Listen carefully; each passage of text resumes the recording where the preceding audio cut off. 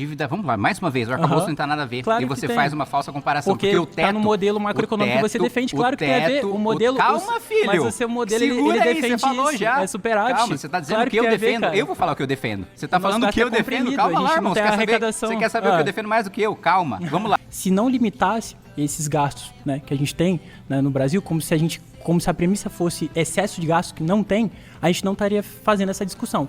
E segundo ponto, o termo colapsar é muito relativo. Por quê? A gente nunca colapsaria porque a gente emite em própria moeda. Então, né, se você for pegar o professor Luiz Oreiro, né, no livro Macroeconomia do Desenvolvimento, ele vai falar que a gente tem um spread de 250 a 350 ali, né, de risco país. Ou seja, mesmo que, né, os gastos obrigatórios eles sejam maior do que os discricionários, a gente ainda consegue emitir título. Só que a gente tem que mudar o modelo macroeconômico que o MBL vem defendendo. E a gente tem que diminuir os juros. Então, ele só existe por causa disso e não vai colapsar também porque o governo ele adotou uma medida que é parecida do MBL, que é corte de gastos. E a minha vez de falar quando? Não, só para finalizar eu passo a bola pra você.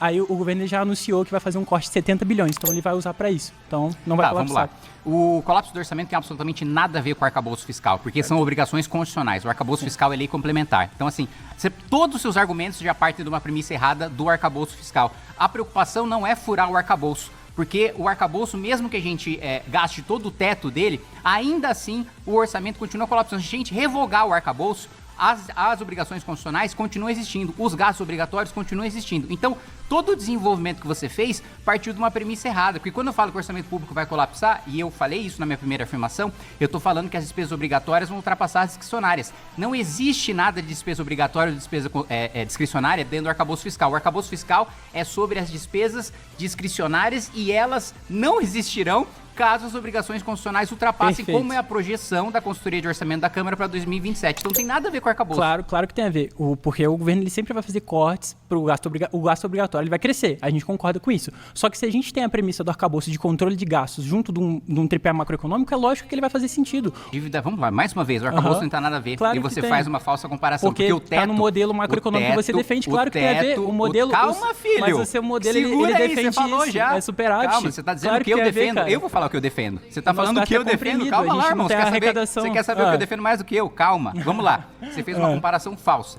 porque o teto de gastos é constitucional. O arcabouço fiscal é lei complementar. O arcabouço fiscal vai ser atropelado pelas obrigações constitucionais. Esse é o meu argumento central. Despesa obrigatória não tem nada a ver. Despesa obrigatória não tem nada a ver com a limitação de gastos do arcabouço, porque ela não vai mais fazer sentido, porque não vai mais existir despesa discricionária para você fazer controle. E outra coisa,